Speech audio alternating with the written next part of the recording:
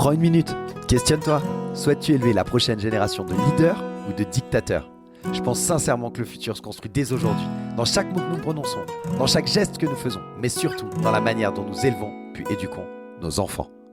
Salut à toi, bienvenue dans la saison 2 d'Ensemble Impactons Demain, renommée pour l'occasion Ensemble Impactons Demain Éducation, le podcast dédié à l'éducation positive.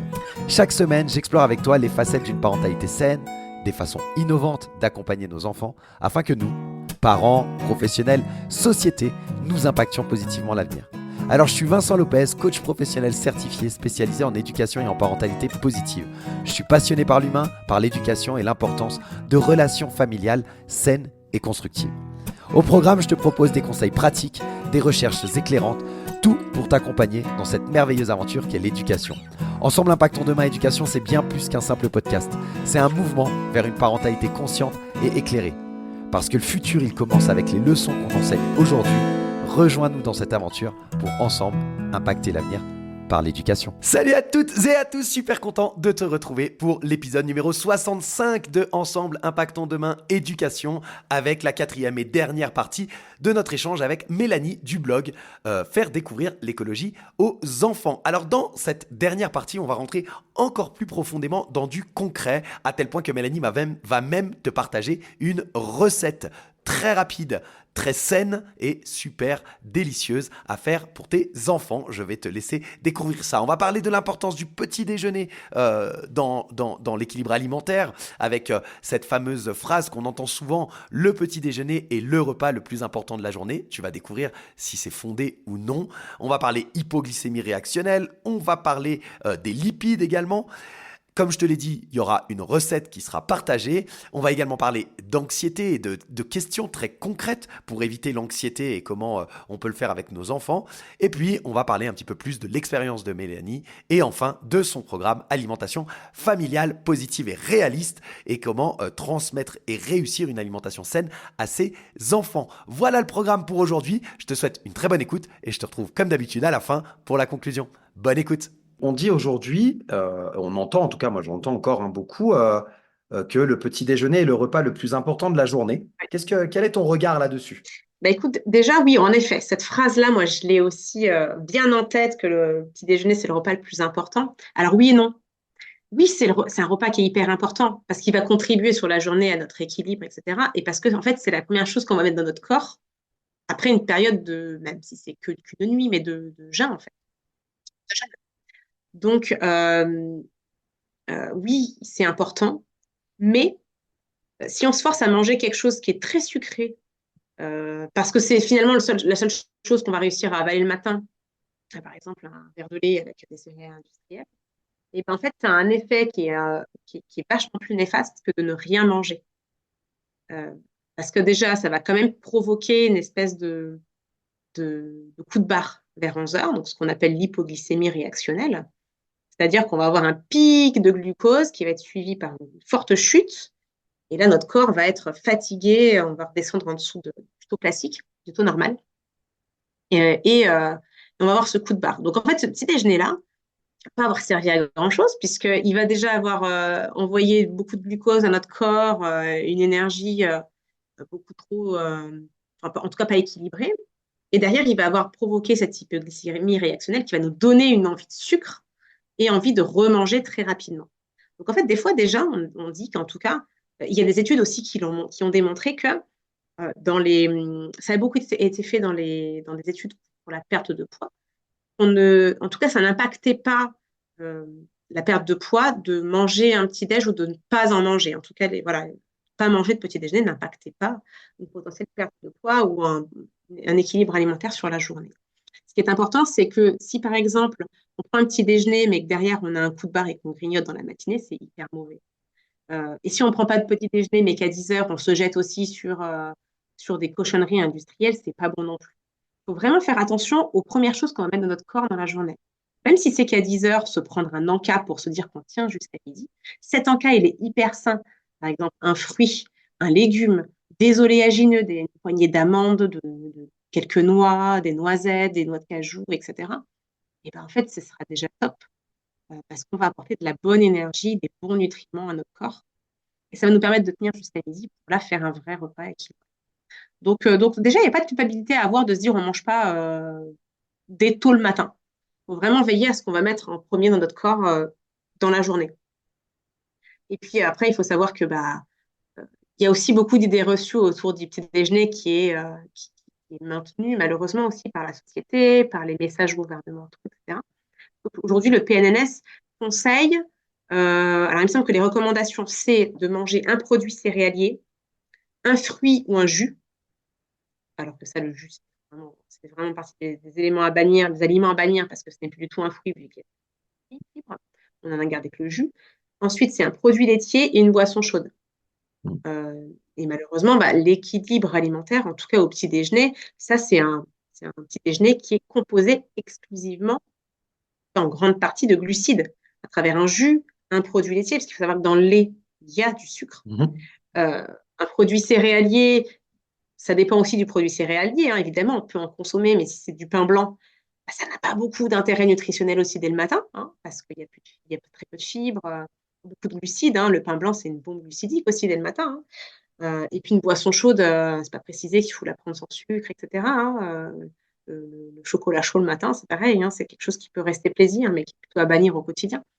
Donc voilà, on reste aussi quand même pas mal entouré par ces habitudes sociétales, ces idées reçues, ces messages gouvernementaux qui sont quand même assez dépassés aussi par rapport aux études qu'il y a aujourd'hui qui sont publiées. Donc voilà, essayer de se détacher, de se renseigner et de rééquilibrer aussi ses petits déjeuners en écoutant sa faim et puis ses besoins. Exactement, ouais. Ça, alors, j'ai pas oublié ma question sur la question de l'enfant. Elle viendra après, mais vu qu'on est sur la thématique, je vais rester là-dessus. Quel serait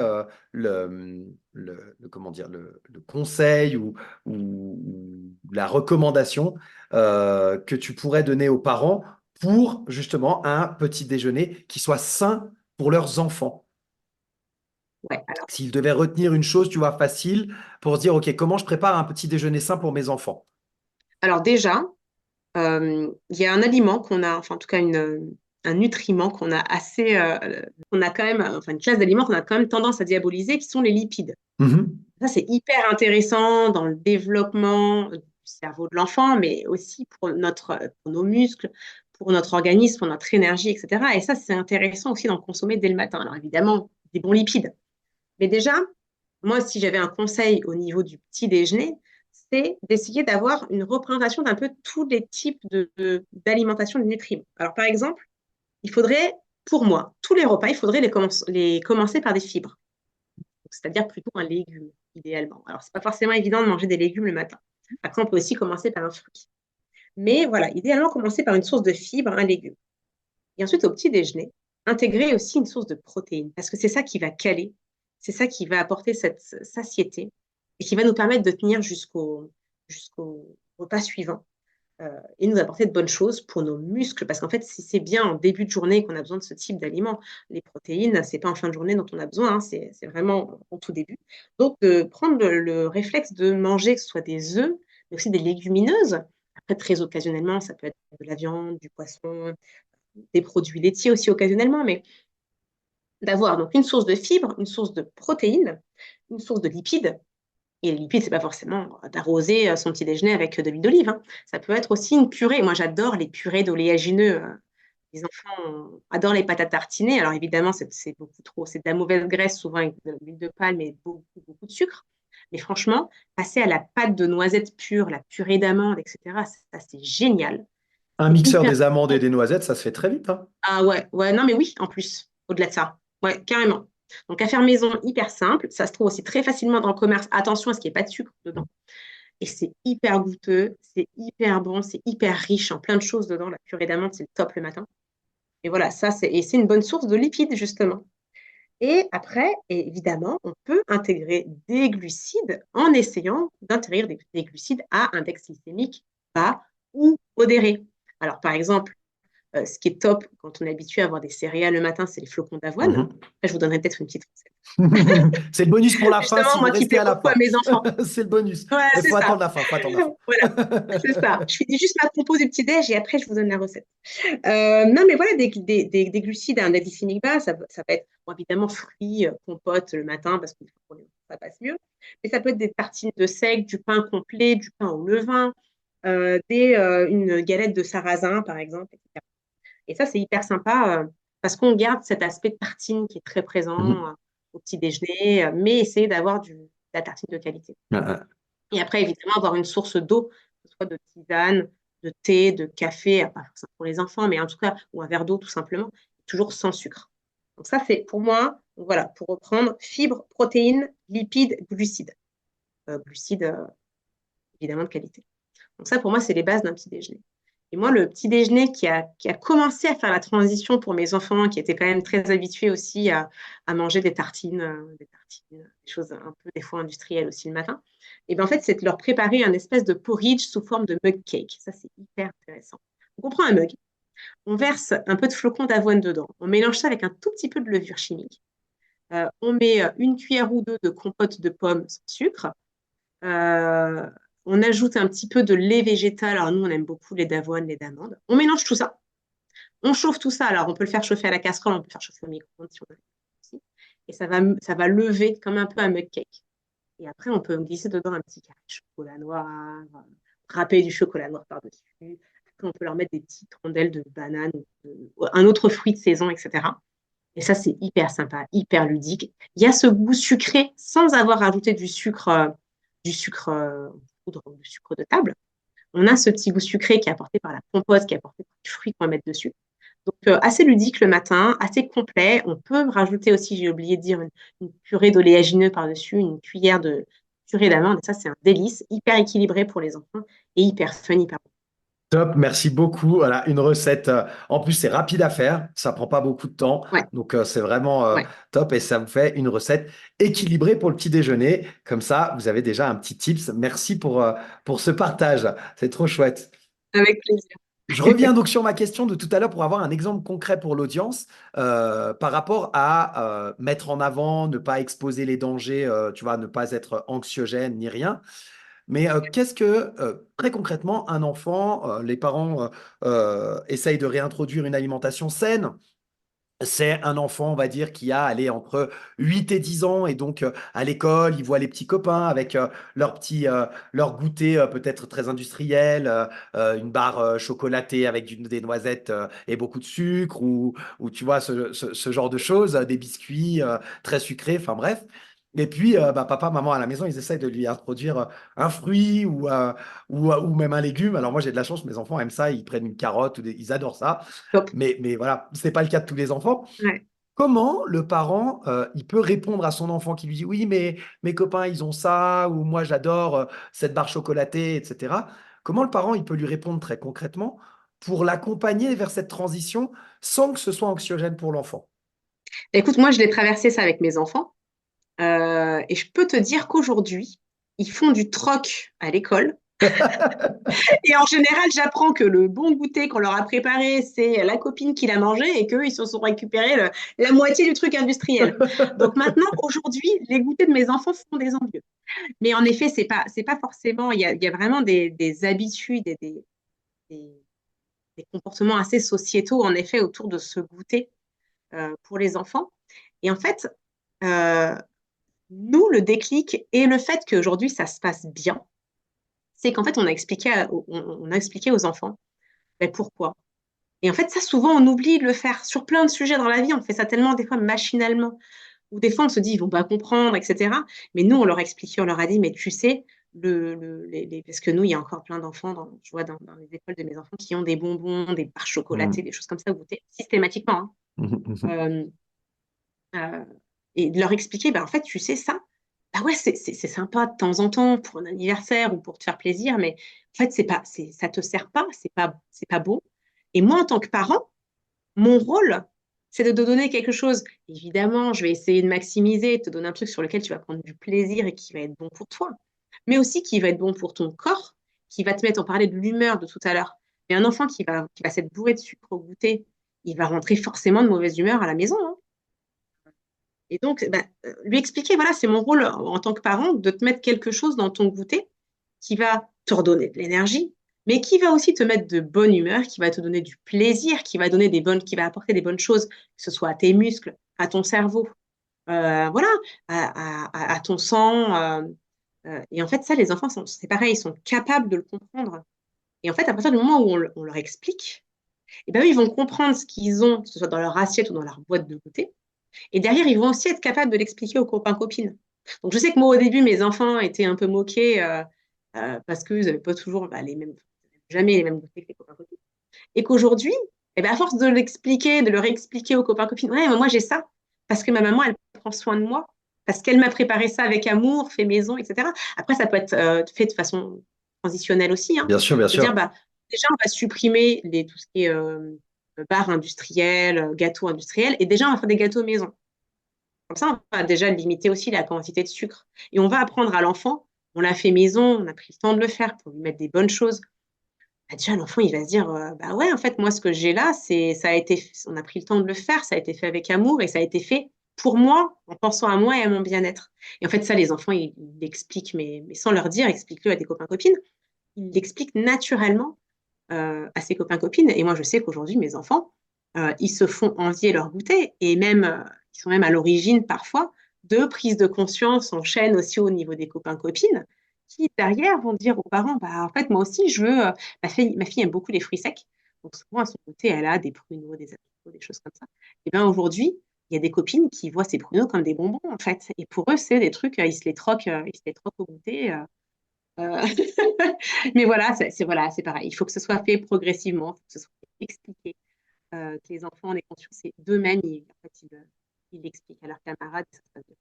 Exact. Merci beaucoup. J'adore le côté, en fait, ils comprennent vraiment. Je pense que c'est important, nous, en tant que parents, de faire confiance à nos enfants et dès tout petit. Enfin, Ouais, il faut vraiment se mettre dans la tête en tant que parent que c'est pas parce que l'enfant ne nous répond pas comme on attend qu'il nous réponde qu'il ne comprend pas. Il comprend beaucoup plus tôt que ce qu'on croit.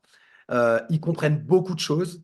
Et j'adore, et c'est aussi une des missions de ce podcast, d'impacter comme ça des réactions en chaîne en le faisant avec tes enfants. Ils transmettent et ils peuvent impacter d'autres enfants. Et ça fait comme ça un effet boule de neige. Euh, je reprends aussi le côté fait maison. Et en plus de ça, ça vous donne l'occasion de passer du temps avec votre enfant si vous l'impliquez dans la préparation.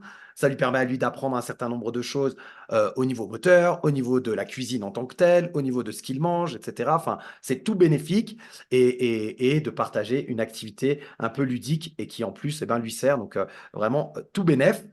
Euh, C'est clair. et voilà, et de nouveau, ce dont je parle dans, je crois, tous les épisodes depuis que j'ai lancé le podcast, la communication, la communication, la communication, communiquer avec votre enfant. Alors pour terminer cet échange, Mélanie, je vais avoir deux questions. La première, c'est euh, est-ce que tu pourrais, enfin si tu le veux, c'est pas une obligation d'ailleurs, euh, prendre 1 ou 2 minutes pour pitcher ton offre de formation sur l'alimentation pour donner envie aux parents qui nous écoutent de rejoindre ton programme. Oui, bien Qu'est-ce que sûr. c'est? En quoi il consiste? Comment ils font s'ils veulent le rejoindre? Si tu veux parler du tarif, enfin voilà, tout ce que tu veux, tu le pitches comme tu le sens. Alors écoute, oui, alors c'est le programme donc alimentation familiale positive et réaliste. Donc, comme je dis tout à l'heure, moi ça me tenait à cœur d'avoir un programme qui inculque vraiment la théorie sur ce que c'est l'alimentation équilibrée, les piliers métaboliques, comment fonctionne notre métabolisme, en fait les différentes classes aussi d'aliments, ce qu'elles nous apportent, ce qu'elles nous apportent pas aussi. Une pyramide alimentaire qui est aussi plus sensée. Donc voilà, vraiment reprendre ces bases-là, qui sont très théoriques, mais derrière, essayer d'avoir plein de choses pour l'appliquer au quotidien. Il va y avoir ce premier module sur tout ce qui est équilibre alimentaire. Ensuite, il va y avoir un module sur tout ce qui est organisation, planification. Comment est-ce qu'on fait pour impliquer aussi notre enfant, notre entourage là-dedans? Donc, il y a toujours plein de supports pour vraiment gagner un maximum de temps au quotidien, mais aussi pour expliquer tout ça à nos enfants avec des choses qui sont adaptées à leur âge. Euh, Ensuite, il y a un troisième module qui, là, est vraiment lié à l'implication des enfants. Comment est-ce qu'on explique tout ça, toutes les connaissances qu'on vient d'accumuler, comment est-ce on les explique à nos enfants? Comment est-ce qu'on refait le lien, en fait? Comment est-ce qu'on permet à nos enfants de faire le lien entre en fait, ce qui pousse dans la nature, ce qu'on a dans notre assiette et ce que ça apporte à notre corps? Donc là, il y a plein de supports pour les enfants. Le module 4, il est plus destiné et lié à tout ce qui est le glucose, parce que c'est vraiment pour moi le fléau du siècle et de notre alimentation. Donc là, c'est vraiment dédié à ça. Et comment est-ce que, sans diaboliser non plus le glucose, mais comment est-ce qu'on fait pour optimiser notre consommation? Comment est-ce qu'on prend conscience des impacts sur notre vie? Parce qu'en fait, ils sont tellement énormes que il faut comprendre comment fonctionne le glucose dans notre organisme et comment est-ce qu'on peut faire pour limiter les pics de glycémie. Et le dernier module est destiné plus à tout ce qui est alimentation durable. Parce qu'on se pose plein de questions aussi, il y a plein de choses, plein d'injonctions de notre société, plein d'idées reçues. Donc voilà, comment est-ce qu'on fait pour faire la part des choses? Comment est-ce qu'on fait pour mettre en place une alimentation qui tienne dans le temps aussi, qui respecte notre bien-être et l'environnement? Donc voilà, ça c'est le programme dans son ensemble, qui est accessible directement sur mon blog en permanence, hein, qu'on peut rejoindre à n'importe quel moment. À chaque fois, pour chaque module, il y a des vidéos, mais il y a aussi, parce que là, ça me tenait à cœur aussi de se dire, parce qu'une formation, c'est pas simple à suivre, hein, pour garder la motivation, pour prendre le temps. En fait, on a plein de temps morts dans notre journée qui peuvent être destinés à suivre cette formation. Donc, en fait, on peut soit regarder les vidéos qui sont aussi accessibles sous forme de podcast. Moi, je sais que je suis très consommatrice de podcasts et ça me tenait à cœur de me dire, bah, en fait, des fois, il y a des formations que je n'arrive pas à suivre parce qu'elles sont accessibles uniquement en vidéo Mhm. et qu'en fait, c'est pas toujours facile à écouter en voiture ou en faisant la vaisselle ou en allant chercher les enfants. Donc, il y a à la fois les vidéos, à la fois les podcasts et à la fois des fiches. Pareil, si on n'a pas le temps de prendre de notes, on peut retrouver les fiches qu'on télécharge, qu'on imprime, sur lesquelles on note, etc. Plein de supports pour les enfants. Euh, et en fait, cette formation, elle est accessible dans son ensemble, mais on peut aussi accéder à chaque module individuellement. Si on n'est que intéressé par le module sur le glucose, on peut ne prendre que le module sur le glucose. Donc voilà, moi, mon but, c'était vraiment d'avoir quelque chose qui s'adapte à chacun, à tous les besoins, puis à toutes les typologies de famille, d'organisation, etc.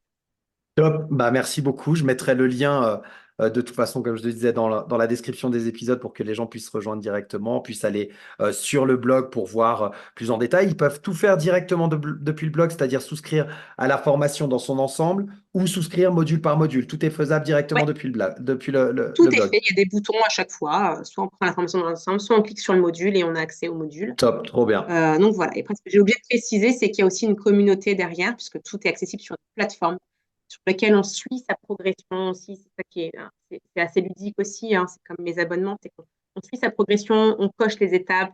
Il y a pour chaque leçon toujours un petit exercice, un petit défi, un petit truc rigolo à faire, un quiz, un truc comme ça. Euh, et là, on coche à chaque fois les étapes, on voit son avancée, donc c'est hyper gratifiant. Et on a toujours aussi cet aspect communauté, c'est-à-dire qu'on peut venir poser ses questions s'il y a quelque chose qui n'était pas clair, s'il y a quelque chose, un aspect sur lequel qui n'a pas été abordé et qui manque un peu, on peut venir, on a la possibilité de venir échanger sur la communauté, poser sa question. Moi, je réponds toutes les semaines à toutes les questions et puis échanger sur nos victoires. Il y a des moments qui viennent dire, bah voilà, les enfants jusque maintenant ne mangeaient pas tel légume. Aujourd'hui, on a goûté à ça, voilà. Trop bien. Il y a des bonus aussi avec un livre avec plus de 50 recettes à base de légumes. Ok. Une personne aussi, voilà, il y a plein de choses à découvrir. Ouais, des choses concrètes pour être accompagné. Donc, C'est tout ça, pour réussir, quoi. Comprendre, transmettre et réussir. c'est ça. Trop bien. Génial. Eh bien, je te remercie. On a fait un grand tour, on a parlé de beaucoup de choses en lien avec l'alimentation, c'était vraiment chouette. Ma dernière question, c'est simplement de savoir si, par rapport à tout ce dont on a parlé et tout, si les parents qui nous écoutent, ils devaient retenir qu'une seule chose à tes yeux, quelle serait-elle? Eh bien, écoute, comme on en a parlé, ne rien lâcher, être patient et prendre du plaisir. Prendre du plaisir parce qu'en vrai, c'est une super aventure, c'est des super moments qu'on passe avec nos enfants. Tu as parlé de communication, moments de qualité, les pousser à développer eux des compétences, leur autonomie. Euh, voilà. On a quand même de quoi faire des super choses autour de tout ça, au-delà d'une contrainte, pour faire une vraie aventure. Top. Top, top, top. Merci beaucoup, Mélanie, pour ce moment passé ensemble autour de l'alimentation. J'invite vraiment toutes les auditrices et tous les auditeurs à aller regarder ton blog, à aller écouter les podcasts que tu fais, à rejoindre ton programme s'ils le souhaitent pour l'alimentation, et puis à suivre comme ça tout ce que tu partages. Il y a beaucoup, beaucoup de qualité, c'est très ludique. Donc, je vous invite à aller voir tout ça. Je mets toutes les sources en description. Et puis, peut-être à une prochaine fois sur un épisode plus axé sur l'écologie et le développement durable avec les enfants. Pourquoi pas? Merci beaucoup, Mélanie, pour ce moment et ce partage. Bah, écoute, merci beaucoup Vincent pour ces échanges, j'adore. C'est toujours super riche et puis de se rendre compte en fait aussi qu'on fait déjà plein de choses au quotidien dont on ne se rend pas forcément compte hein, et Exact. qui sont déjà top. C'est ça, ouais. Donc voilà, merci beaucoup pour ces échanges, d'avoir mis en lumière cette thématique qui me tient vraiment à cœur. Et donc en effet, à très vite potentiellement pour aborder aussi le sujet de l'écologie. Avec plaisir. À très bientôt. Merci Vincent. Et voilà, on termine ainsi notre échange, nos 4 épisodes d'interview avec Mélanie du blog Faire découvrir l'écologie aux enfants. Et on a parlé bien entendu de l'alimentation comme tu as pu le voir, qui est une petite partie seulement de l'expertise de Mélanie. Je t'invite vraiment à aller visiter son blog Faire découvrir l'écologie aux enfants. Il y a plein d'activités super ludiques et comme on l'a dit, sans doute qu'on se retrouvera avec Mélanie pour une interview, un échange et des épisodes vraiment axés pour le coup, cette fois sur la thématique de l'écologie, qui est une thématique aussi qui est importante pour moi. Je t'avais d'ailleurs fait un épisode sur l'écologie au tout début de Ensemble Impactons Demain. Dans la saison 1, j'avais fait un épisode sur l'écologie. C'était pas forcément axé sur les enfants, mais on avait déjà traité ce sujet il y a plus d'1 an maintenant. Et donc, sans doute qu'on refera avec Mélanie un échange autour de cette thématique dont elle est experte et reconnue. Mais voilà, là, on était sur l'alimentation saine, positive, facile à mettre en place avec le programme que Mélanie peut offrir. Hein. Pareil, tu auras les liens dans la description et par conséquent, eh bien, n'hésite pas à aller regarder tout ça pour une alimentation familiale positive et réaliste, comme le dit Mélanie. Moi, j'ai pris vraiment énormément de plaisir. J'espère que tu en as pris autant que moi. J'en ai fait à faire cette interview. Eh bien, j'espère que tu en auras pris autant à l'écouter et à découvrir un certain nombre de données, à faire attention à cet équilibre alimentaire qui est pas forcément simple, qui est très influencé parfois par notre culture, par les lobbies aussi, et puis les grosses entreprises qui veulent absolument distribuer un certain nombre de produits. Hein. Je pense aux produits laitiers, par exemple. Les produits laitiers sont nos amis pour la vie, par exemple, dont je me souviens très bien, et c'est pas forcément vrai, en fait. Hein. Il va falloir reprendre un petit peu tout ça. Les études le démontrent aujourd'hui, le sel, très présent, le sucre également. Enfin bref, tout ce qu'on a pu balayer, tu le vois, il y a des alternatives qui sont possibles pour le bien-être de tes enfants, mais comme on l'a répété et dit tout au long de ces épisodes, le plus important reste le fait de tenir le cap, de le faire avec douceur, d'impliquer et de rendre ça ludique avec ses enfants et d'être convaincu de ce que tu fais parce que finalement le plus important c'est ça, on fait le mieux possible pour nos enfants et c'est ce qui reste le plus important en tant que parent. Je te souhaite en tout cas une très bonne semaine. N'hésite pas à laisser des commentaires, à mettre des avis sur Apple Podcast, sur Spotify, des étoiles, des notes. Ça permet à l'algorithme de faire remonter le podcast pour qu'il soit connu par le plus grand nombre. Moi, je te souhaite une très bonne semaine et je te retrouve dès la semaine prochaine pour un nouvel épisode de Ensemble Impactons Demain Éducation. Bye bye.